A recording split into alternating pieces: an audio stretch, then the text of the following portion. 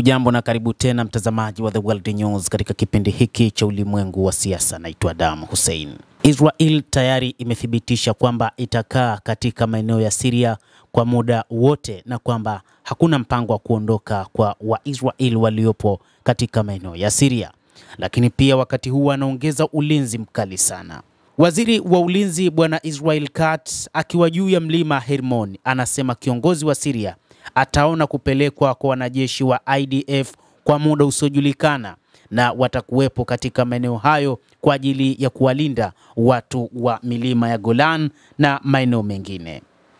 Hata hivyo, anatembea katika kituo cha juu zaidi cha jeshi cha IDF nchini Syria kinachoitazama Damascus na ngome ya Hezbollah ya bonde la Bekaa nchini Lebanon, lakini pia eneo la Druze la Syria, lakini pia kuingia Israel kwa kazi kuanzia wiki ijayo. Taarifa ni kwamba kuanzia wiki ijayo IDF itaingiza majeshi ya kutosha katika maeneo hayo ya mlima Hermoni. Inadaiwa kwamba mlima huo upo juu sana kiasi kwamba unaitazama Damascus na kwamba wakati wowote Israel inaweza ikaamua kufanya shambulizi katika eneo ambalo inaliona kwa juu. Baada ya safari ya saa moja kutoka nchini Israel, waziri wa ulinzi wa Israel pamoja na naibu mkuu wa jeshi Meja Jenerali Tamir Yadai na kundi la waandishi wa habari pamoja na baadhi ya wanajeshi walitua siku ya Jumanne katika eneo la mlima Hermoni lenye theluji kali, na kwa sababu ya hali mbaya ya hewa ndege yao ya Sikorsky CH-53 haikuelekea katika eneo hilo na kwamba walilazimika kuiacha mahala na wao kupanda juu kabisa ya kilele cha mlima Hermoni ambapo pia kuna kambi kubwa ya kijeshi. Hata hivyo, waziri wa ulinzi wa Israel bwana Israel Katz anajigamba akiwa juu ya mlima Hermoni akisema kila wakati asubuhi kiongozi wa Syria Al-Julan anayefahamika kwa jina la Ahmed Al-Sharaa anapofungua macho yake kwenye ikulu ya nchi hiyo, basi rais huyo anaiona Israel, anawaona IDF. Lakini pia akiwa Damascus atakuwa akilitazama vizuri jeshi la IDF katika milima ya Hermoni, na anapaswa sasa awe anakumbuka kila nyakati kwamba tupo hapa na katika eneo lote la usalama la kusini mwa Syria kuwalinda wakazi wa Golan na wale wa Galilaya dhidi ya vitisho vyovyote vya kwake yeye binafsi na vile vya marafiki zake, anasema waziri huyo wa ulinzi wa Israel bwana Israel Katz. IDF iko tayari kukaa Syria kwa muda usiokuwa na kikomo, kwa maana itakaa kwa muda wote.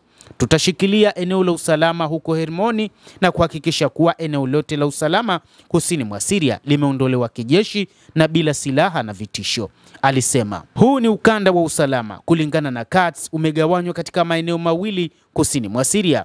Ya kwanza ni eneo la Bufa, liko hadi karibu na kilomita 5 kutoka mpaka wa Israel. Ndani ya eneo la Bufa na maeneo yanayopakana na kuna baadhi ya wakazi 40,000 wa Syria, wengi wao wakiwa ni kutoka katika kabila la Druze. Ni ndani ya eneo hili ambalo IDF ilianzisha nyadhifa zake 9. Ikumbukwe kwamba eneo hili la buffer zone ni moja kati ya maeneo ambayo yalitengwa na Umoja wa Mataifa, na hata katika kipindi hiki Israel iliambiwa iondoe majeshi yake, kwani hili lilikuwa ni eneo huru ambalo lilikuwa chini ya mamlaka ya Umoja wa Mataifa na yeyote hakutakiwa kulimiliki eneo hili. Katz aliapa kwamba Israel italinda Druze kusini mwa Syria na kuanzia Machi 16 itaruhusu Druze wa kwanza wa Syria kuingia Israel kufanya kazi katika milima ya Golan.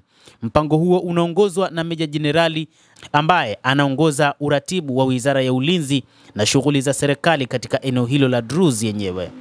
Katz pia alisema kuwa Israel ilikuwa inaimarisha uhusiano wake na wenyeji. IDF katika wiki za hivi karibuni imesaidia raia katika kukarabati njia za maji na umeme zilizovunjika, na katika visa vichache pia walitoa matibabu. Eneo la pili ni eneo la hadi kilomita 15 ndani ya Syria ambapo IDF imefanya uvamizi kadhaa na kukamata silaha.